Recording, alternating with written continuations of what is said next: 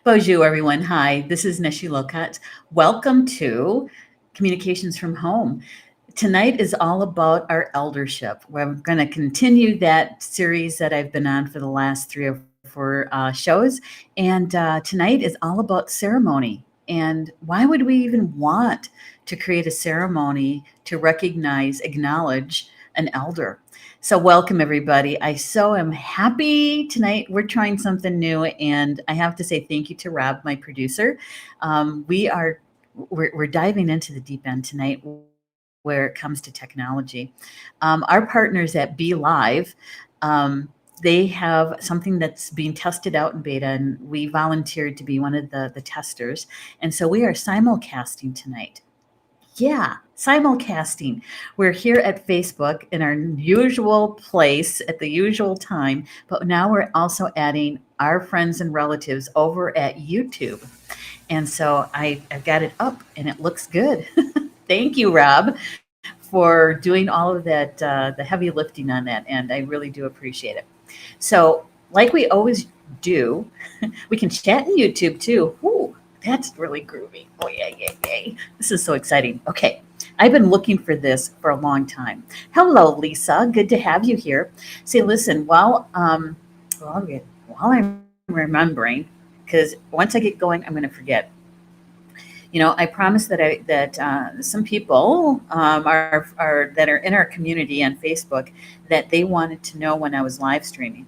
So I need to send it over to them in Messenger. So it's just going to take me a moment. Um, I think. I think. Uh-oh. I can comment, but I can't share. What? What? Let's try that again. Let's try that again. I probably have to click on the actual live stream. So I would invite you to do the same thing. If you know of someone who is an elder and hasn't celebrated that, has not embraced it, or maybe you have a family member, right? My suggestion is to send the live stream over to them because we're going to be talking about why we would want to create a ceremony around embracing our elderhood, our eldership, right? And so I would do that, but I can't share. We found a glitch. So, Rob, if I could ask you to send it over to my timeline, to my newsfeed, I'd appreciate that. And then that way, who's ever looking for me, they'll see me on my personal profile, and they'll be able to find this really easy there. Hello, Julie Hedges. Good to have you here, lady. So, we started this series about elders. And primarily it's because I was reading and actually listening to a book, Audible books, um, by Clarissa Pinkola Estes. And she has a series called The Elders, and it's a really good series, but it piqued my interest, and it also made me stop in my tracks and wonder, what am I doing with my eldership? Because I just turned 60 in December. I certainly don't feel like an elder most of the time, whatever that means, right? And so it made me stop and think about this, right? And so I decided I was going to do this series on my live stream show. And the very first one we did was called The Reluctant Elder, because that was me. And I had a good friend of mine on with me who is one of Star Nation's elders, Orchard Franklin, and we had a nice discussion about the reluctant elder. And really, we talked about what is an elder, right? Okay. And then we went from that to the rookie elder, because I learned something about being a rookie elder, and that is the way that we teach people how to treat us as an elder starts way back in our 30s and in our 40s. It's nothing that happens in our 50s or in our 60s or in our 70s. It's something that we teach people how to treat us way back when we wouldn't even be considered elders. Okay, that was a big aha moment for me.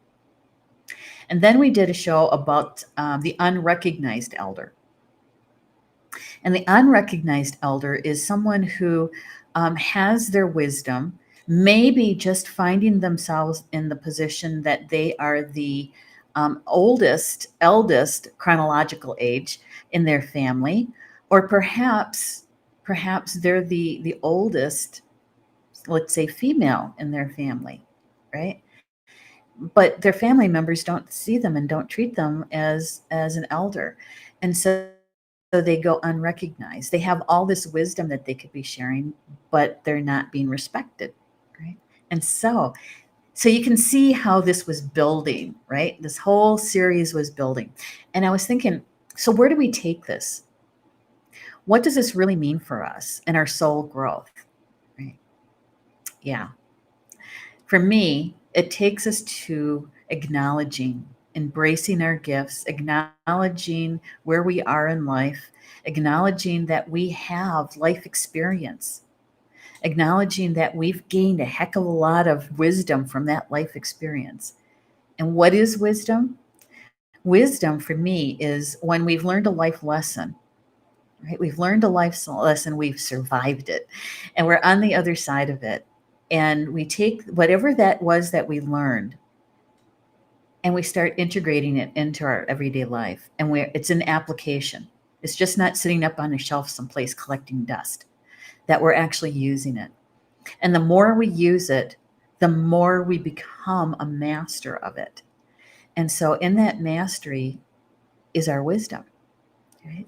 And being Native American and studying the Native American medicine wheel from my perspective, from the Potawatomi perspective, um, one of the things that I know is that when we take our wisdom and we share it, we're walking the red road.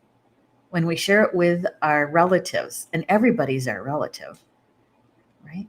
And so tonight I thought we could chat about how we would embrace this and how would we celebrate it. Would we do a full-blown ceremony, right? It could be very elaborate if you want it to be. You can invite other people to it, or it could be a solitary. It's really up to you and to your community, because it should be a public announcement of some sort. Don't you think? I'm going to throw that out there to my audience. Do you feel like you would like to have your eldership celebrated publicly, or would you prefer to be celebrated privately? Now, there's a big difference between those two, don't you think? I do. There's a part of me that would like to keep it close, you know, not so extroverted. And yet, I really believe this is that um, we really could make this into a movement, because a lot of the the older generation right now, is the baby boomers. And that was a very large group of people, right, across the world. They influenced and changed a whole lot for all of us. And many of them are elders, and many of them are in their 70s and 80s, and some of us in our early 60s, because I was at the very tail end of it. Um, but what are we going to do? How do we want to make this as a mark in history, right? How do we want to influence? How do we want to nurture our descendants, those younger than us, whether it's chronological or by experience? How do we want to do that? It really is up to us. How would you like to celebrate being an elder? How would you like to celebrate someone in your life that is an elder, and perhaps they were never recognized as that, right? They weren't acknowledged. What would you do? What would you want to do? It's a good question. It's a good question. Rob, could we say hello to a few people who are in the chat? I see some people I'd like to say hi to. Look at Julie Hedges is here. Hi, Julie. Good to have you here. Yeah. And she says, I like How to Be an Elder and the Dangerous Old Woman series. Yes. Currently listening to The Late Bloomer by Clarissa. Yeah, that is a really good book. I did the audio because, I can fit it into my busy schedule. And she's got some really good stuff, doesn't she? She's one of my favorite authors. That's for sure. Yeah. I love this simulcasting stuff. Julie's also saying, I've witnessed a croning ceremony. It was a sacred and intimate with just a few women, but younger and older in the group involved. So, I'm so interested. I've been to a croning ceremony as well, but it was, how do I want to say this? It was a mixture of cultures. It wasn't just one culture because I'm Native American. Everybody thinks that I only go to ceremonies that are Native American. I go to lots of them.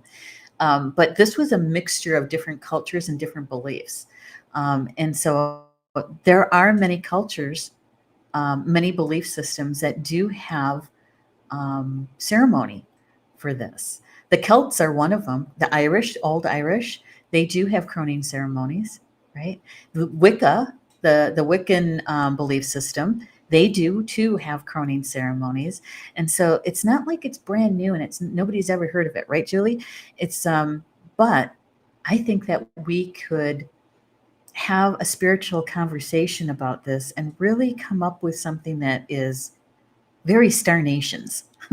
Don't you think? Thank you, Julie, for sharing. And Rob says, "How did being the eldest go for Timogene's brother?" I don't know what you're talking about. He does that to me all the time. That's my producer.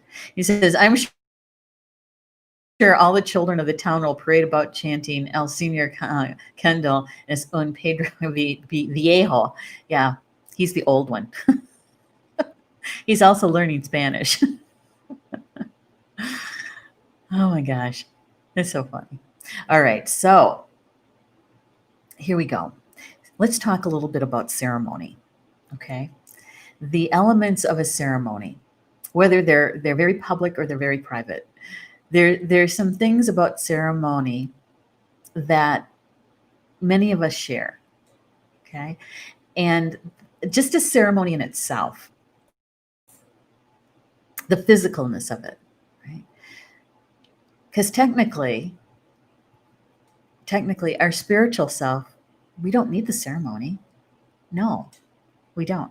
But our mental body, our physical body, and our emotional bodies sometimes do need the ceremony. Um, I've been doing space clearings for a lot of years, a lot. I was helping my mom when I was 13, clearing our own house. And so, I have lots of years of space clearing experience. And one of the things I know about space clearing and the ceremony is it's not necessary to have a physical ceremony. You can clear the house without it. But what the ceremony does is that it sends a mental message to the person owning the home that something special is happening. Because in a space clearing ceremony, most of it is done in the unseen world, right? It's watching me do a ceremony with if I didn't have my drum, it'd be like watching paint dry. But there's a lot going on that the naked eye doesn't see. That you might feel it in your spiritual body, but you won't see it in the physical world. And so the ceremony touches us in such a way that it's for our mental mind, but more importantly, it's a part of our ancestry. It's a part that touches a very old part of ourselves. It's a part of us in our DNA that recognizes that this ceremony is special, right? That something special is happening or has happened. And so that's why ceremony, in many cases, is important. We don't necessarily need them, but they are important so that it marks a space and time, right? It marks a space and time as being special. And we're in an age that I think it's necessary because um, elders aren't necessarily embraced in our society. In the bigger, as Pencola Estes would say, the overculture. The overculture really doesn't embrace eldership, those that are over 50, over 60, you know? Um, yeah, and so I think that when we talk about acknowledgement, that's what the ceremony could be about, is acknowledging the presence of someone who has life experience and wisdom. Now, I shared this the last time, and I think Rob was the only one that really got onto the concept of it. But in Native America, and not all tribal people, but many places in Native America, there is a term called oldster. That is someone who is chronologically older, right? But not necessarily wise. That they tend to lecture and demand rather than to show and to give, to share, right? And so they may have some life experience, but it's not in a wise way. It's more in a drama and trauma way. You know what I mean? And so in Native America, that's what they're called, as oldsters. Now, do I know any oldsters? Of course I do. Of course I do. Do I know any elders? Of course I do. I think we could all say that. So when the reason why I'm sharing this is because if we're going to create a ceremony to acknowledge elders, right, then we have to be able to define what an elder is. And when we first started this series, in the definition, we could go with the overculture's definition, or we could define an elder uniquely to our community. Don't you think? So we have some community members. I wish I could share this. I would normally send it out through Messenger to many of my friends. I can't do that. So we don't have a lot of my friends here. We got Julie. Julie's a good one. Jocelyn's here too. So I'm going to try it again. I can write. I can emojicon. But I can't share. I don't know why. I'm going to try it the other way.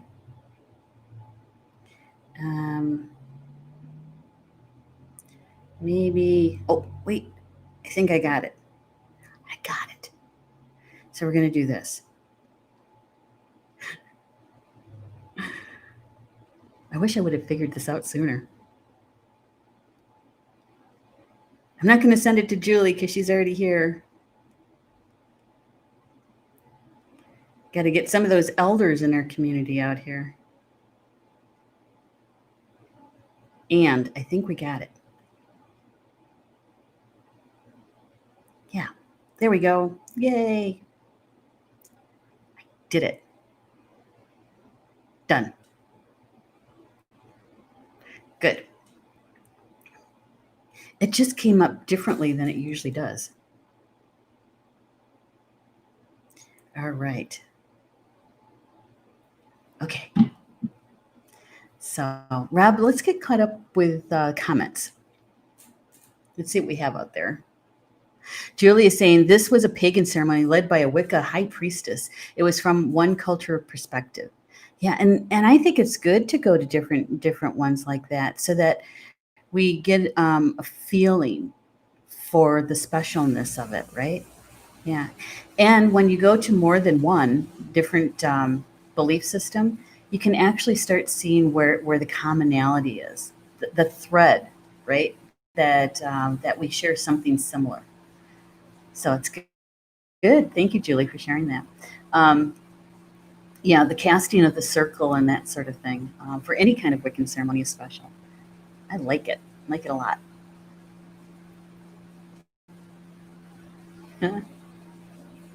Okay, so Julie's saying, interesting, our spiritual self doesn't need ceremony. Nope. Mm-mm. It is ceremony. Every day is a ceremony for our spiritual self because we're already at a certain frequency with our soul and our spirit.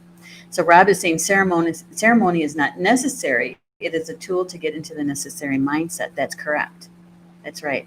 And it's for our mental mind to say, hey, there's something special going on here. I better pay attention, right? I need to turn my attention, my focus in that direction. Yeah. Yeah. Have you ever been to a ceremony? And it doesn't matter what kind, whether it's a religious ceremony for a church or any kind of ceremony, right? And there's certain protocol, there's certain etiquette, right? And do you ever notice that there's some people who are oblivious to the etiquette, whether they're taking pictures or chatting it up? Um, you know, maybe they came in late, and instead of coming in quietly and kind of finding some place to sit, there's kind of a little bit of a ruckus, when they come in. Do you ever notice that? Yeah. So ceremony, I think, is important for our, as Rob put it, our mindset, so that we know that something is occurring, and it does touch that ancient part of us, because ritual and ceremony has been a part of our ancestors' lives for a very, very long time, and so that touches that part of us and is very meaningful. Want to mark that time as something special, to mark it as special. So Julie's saying she loves that word, overculture. I know. And the first time I heard her say it, Julie, is I had to sit and think, what do I feel about that? Because in Native America, we just call it mainstream, the mainstream culture. But with the term overculture, that it's this film, if you will.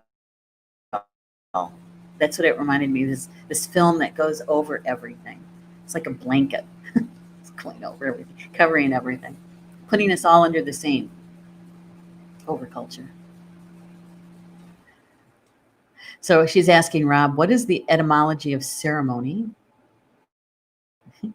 And he says late Middle English, the Old French ceremony or Latin ceremonia, religious worship, plural, and ritual observances. Ritual and observance, right?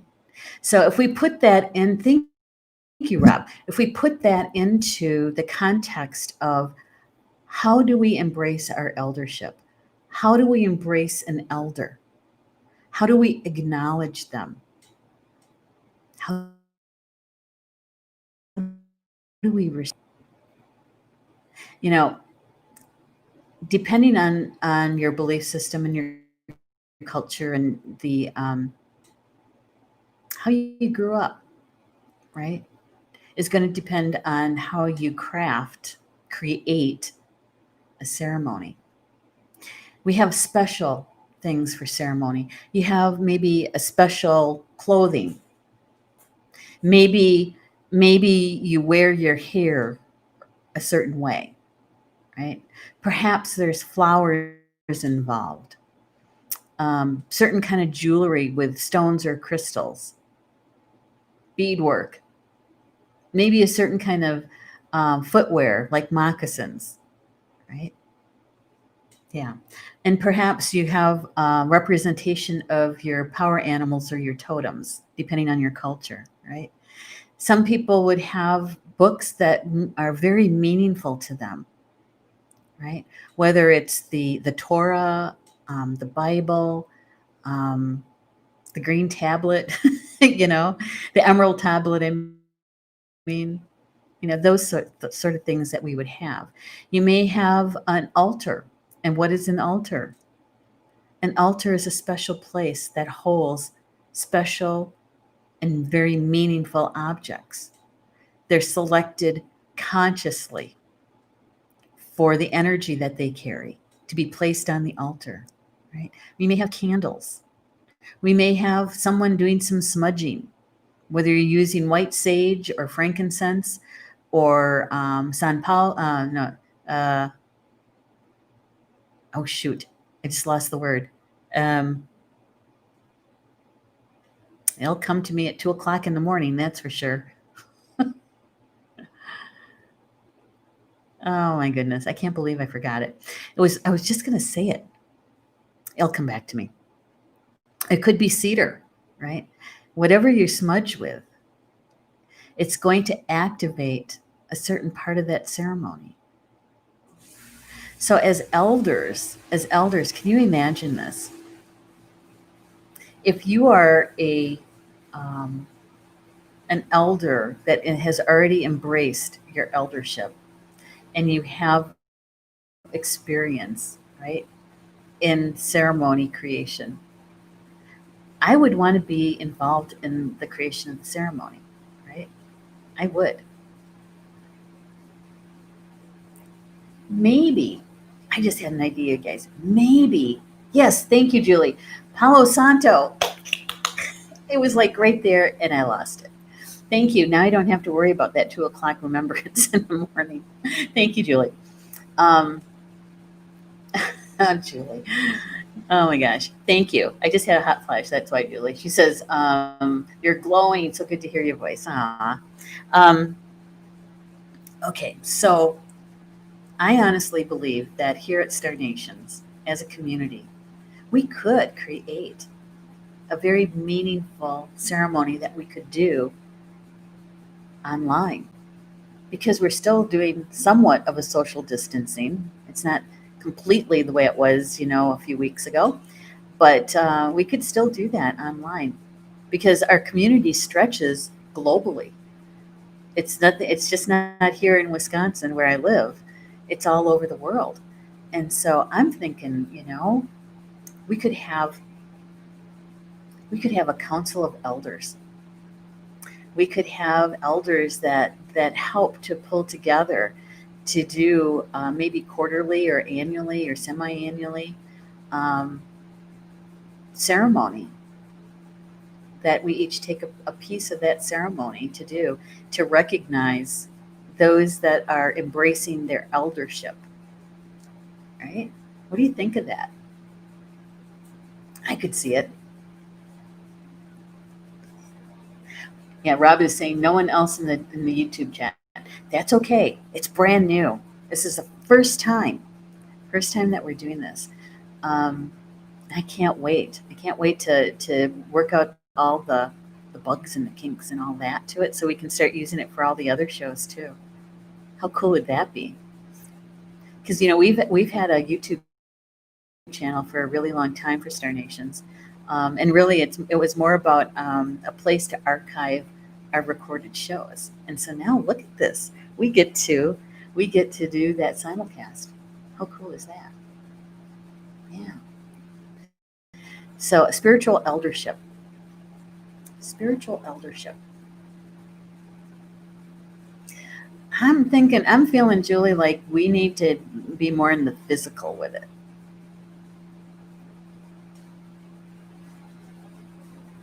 I don't know. Tell me a little bit more about the spiritual part of that. Okay. What were your feelings and your insight to the spiritual piece of that? Yeah.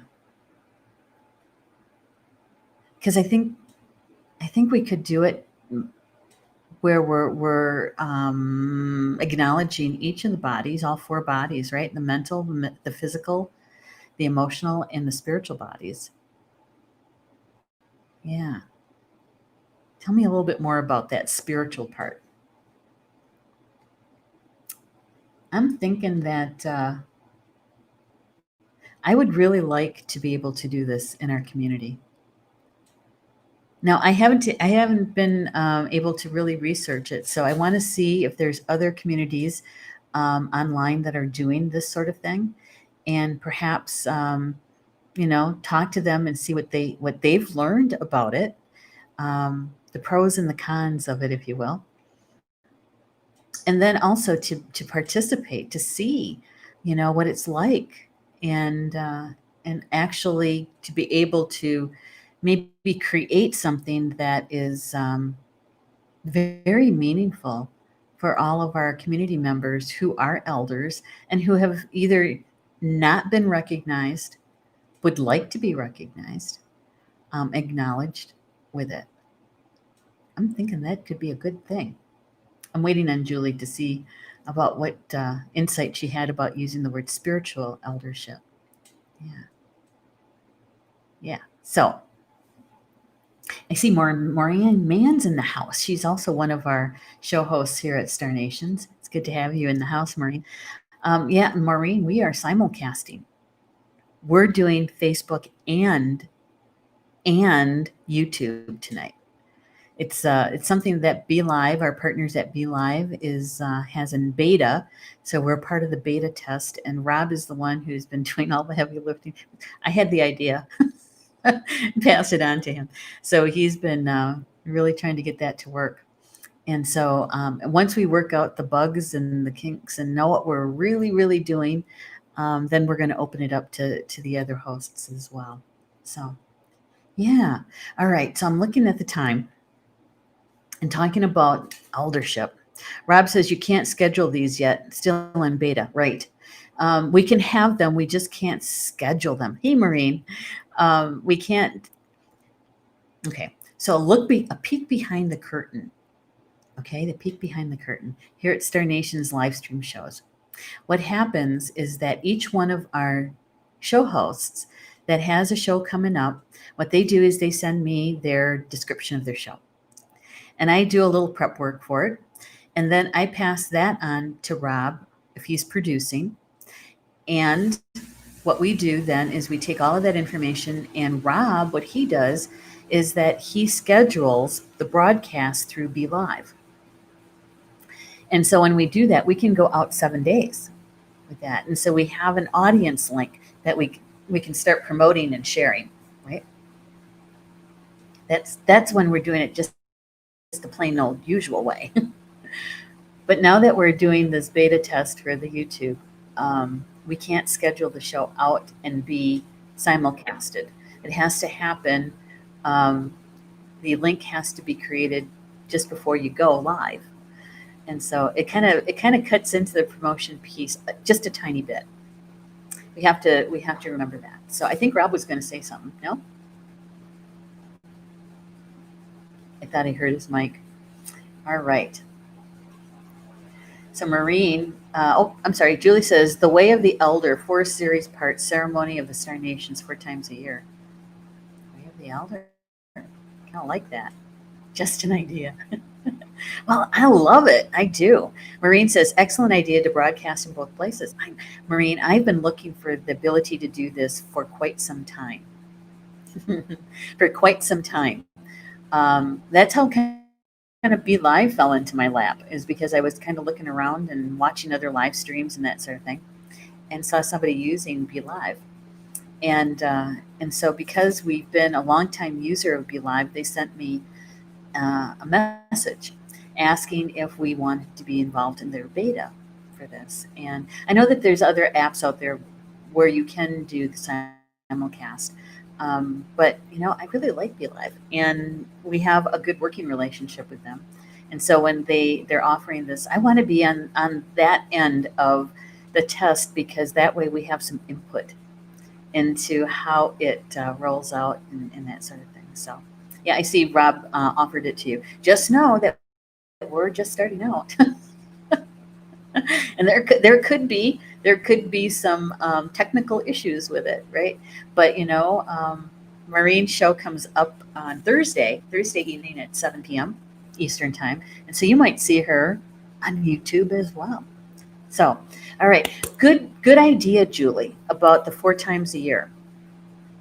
Maybe, are you thinking maybe it has a lot to do with the coming together and having some discussions, some conversations around eldership, kind of like how I did this series, and we can talk about nurturing our eldership, how to be a wise elder rather than an oldster. that sort of thing. And then we can culminate it into a ceremony at some point in the year. You know, I think that we have probably a good rough on it, a rough draft on it. I'm so glad these shows are recorded too, because I'm not taking notes. And so I think we have some good things coming out of this. So thank you, Julie, for sharing that. I appreciate it. So as we begin to pull together the information that we've talked about in the last 4 shows about the eldership, it reminds me of a question I was asked. Oh gosh, it was just before I started college, so that had to have been in 1986 when I went full time. We were doing something called mind mapping in a class, and one of the questions that was asked by the professor was what do you want to leave as a legacy? What is your legacy?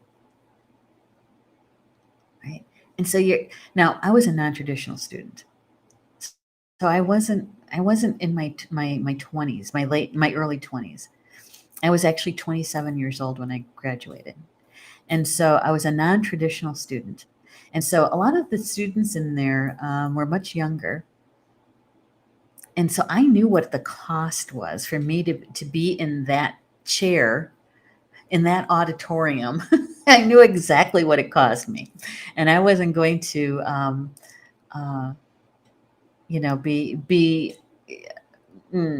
was taking it pretty seriously. And so when we were asked that question, what do we have legacy? I didn't know at the time. And if I didn't know, neither did the other students, because they were so much younger than me. They didn't even want to talk about it. I went home and talked about it with my husband. What do you want to leave as a legacy? And so I was working off from a wish list of things that I wanted to accomplish, right? And so in that, one of the things that I wanted to do was I wanted to be a part of an organization from the ground up, to be part of that growth, right? To establish and grow it, nurture it. And darned if I didn't, when I graduated, I was hired as a director for United Cerebral Palsy to start a brand new community-based developmental, people with developmental disabilities community service. And it wasn't in existence yet, that program. Literally took it from their grant and put it into real life, and was with them for, I think, 4 or 5 years. And so when we're talking about how do we want to mark this time, right? And when we're talking about our eldership, how do we want to do that? What kind of elder do you want to be? And remember, our eldership actually begins in our 30s and our 40s. We teach people how we want to be treated. Yeah. So no matter what your chronological age is, asking the question, what kind of elder do I want to be? You know? Yeah. And in the Native American culture, I'm going to say some of them, not all of them, many of us believe that any decision that we make, and we affect everybody and everything in our actions and in our thoughts, right? And the things that we do, our actions, affects 7 generations forward. So what do we want? How do we want to be there for our descendants as an elder? Those are kind of deep questions, but I think those are questions that really need to be asked, at least pondered once they've been asked. Okay, Rob, let's get caught up with people in the chat. Julie saying exactly. I like that idea, Julie. She goes, I was thinking each quarter.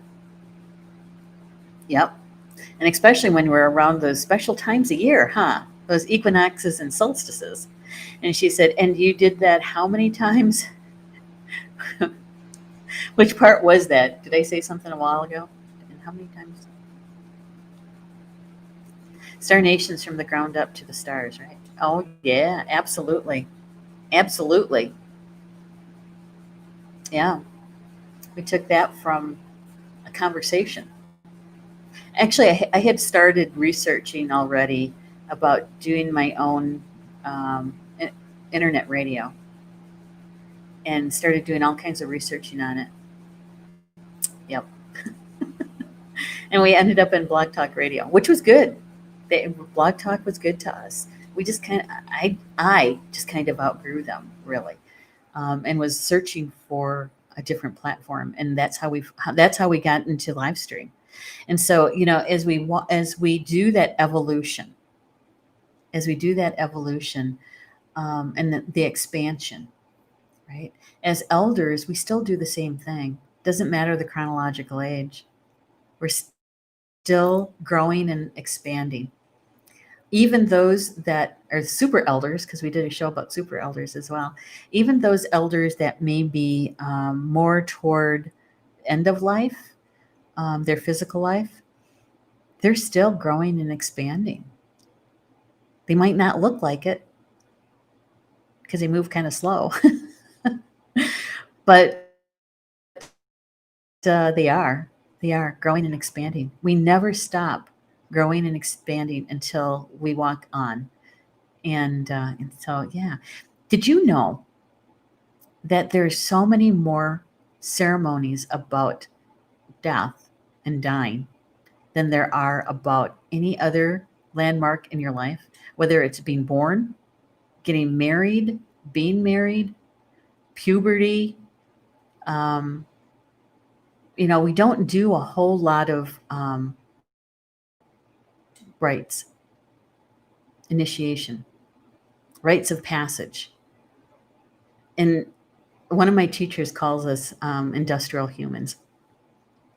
Us industrial humans, we don't we don't do a whole lot of rite of passage. We don't mark those times in our lives that are important, right?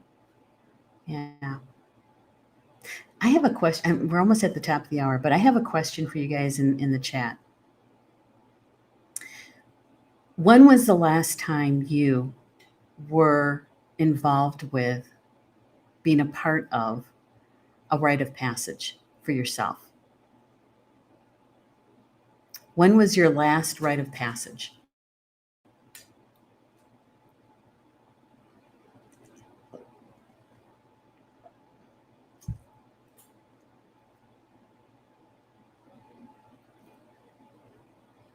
The last time that you personally were involved in a rite of passage where it was actually, there was some sort of ceremony, some sort of ritual attached to it, that you actually marked it. Okay. Rob, you want to put that up, please? He said about 2 weeks ago, druidic ritual into the element of water. Okay.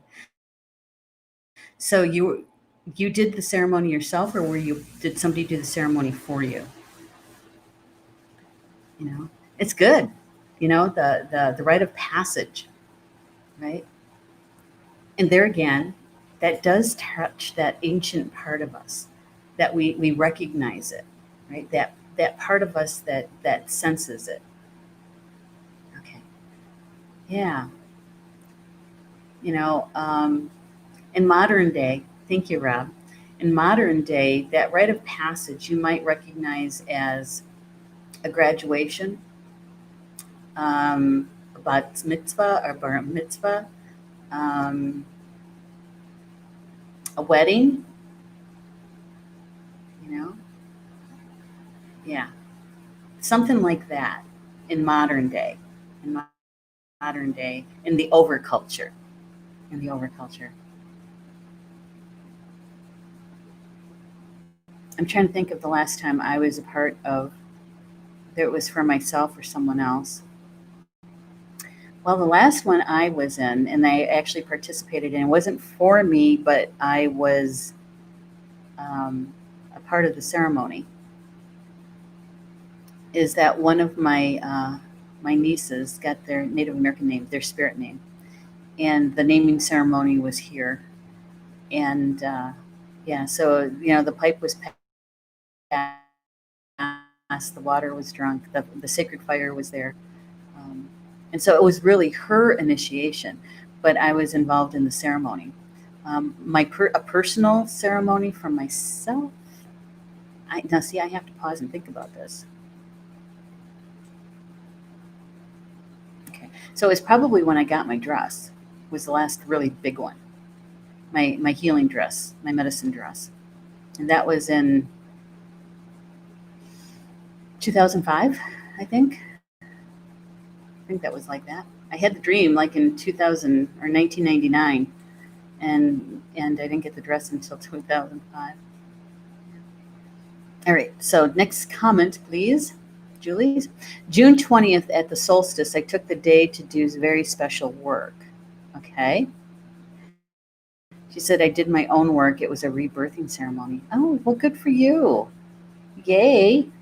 It's good stuff. It's good stuff. Yeah. I'm getting the sense, because it even took me a time to pause and think, when was the last one? And what was it? I'm beginning to sense that we really don't have much in that area. I don't know. Maureen, are you still in the house? If you're available, if you could make a comment.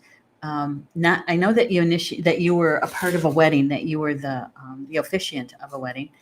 But when was the last time you personally had a rite of passage? It's interesting.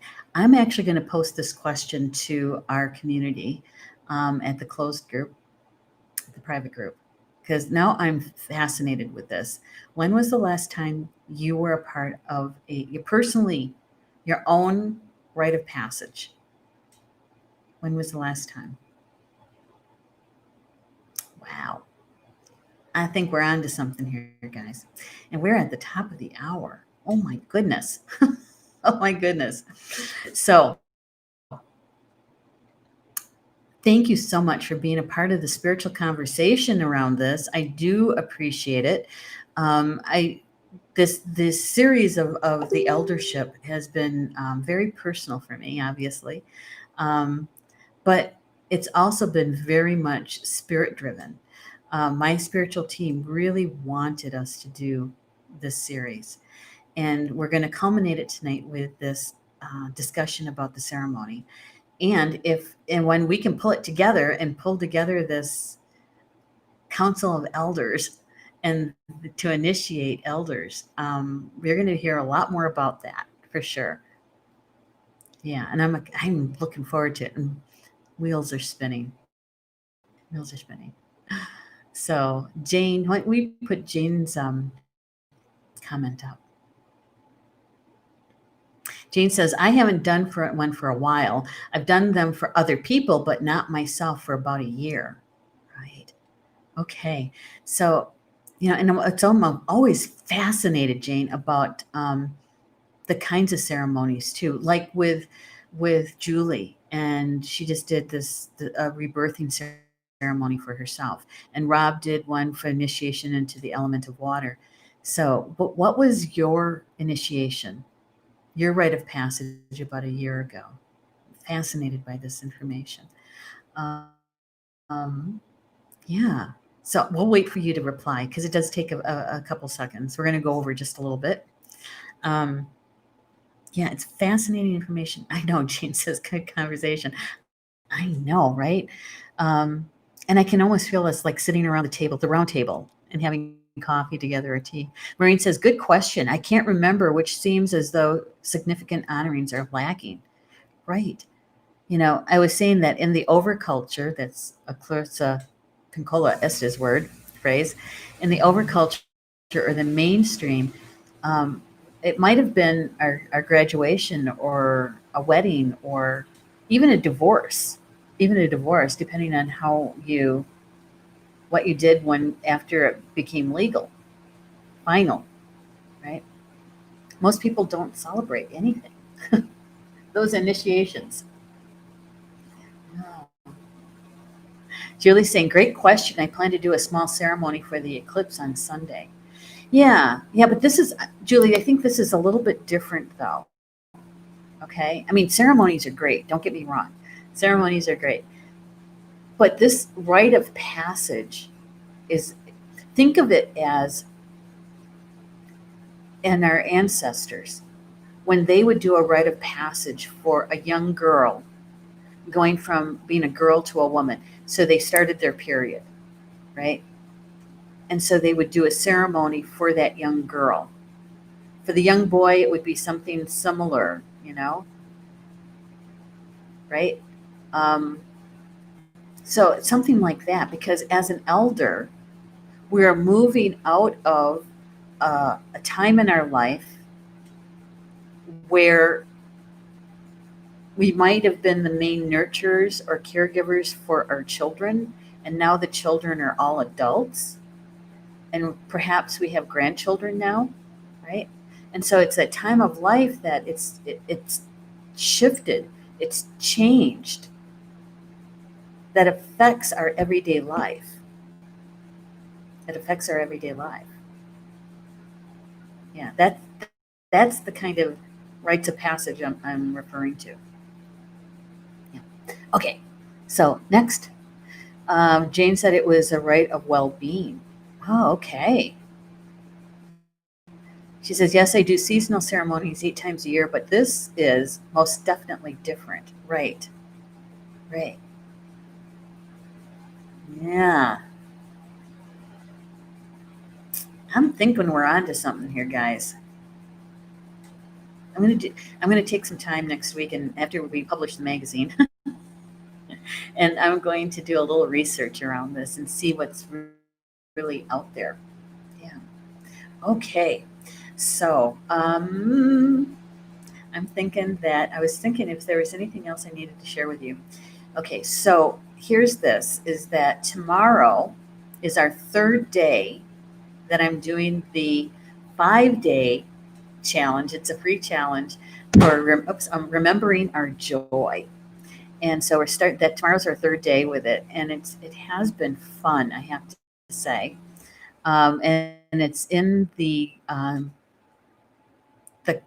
private group that's for Star Nation's live stream shows. That's where a good portion of the most active community members are found. And so I'm doing that in there. And tomorrow's our third day. We are going to culminate that on the fifth day, which is on Friday, with a 90-minute class, master class. And we're actually going to be talking about doing some releasing and forgiving and that sort of thing, cleaning up some debris that's blocking our joy. So if you want to join us, it's all recorded, so you can get caught up in that, but you can join us over there. And let's see, that's Wednesday.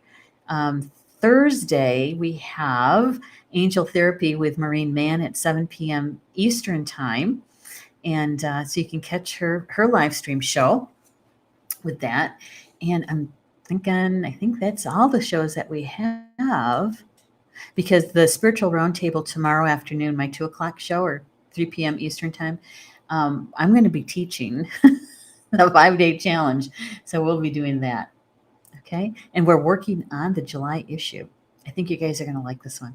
Got a lot of participation from the community in this particular issue. So can't wait for you guys to see it.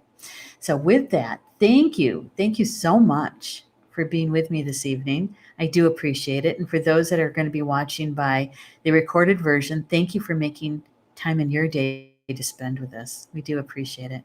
And so catch me next week for Communications from Home, Tuesday night at 8 p.m. Eastern Time. With that, Bama Mina, that's Potawatomi for until we see each other again. Love you guys.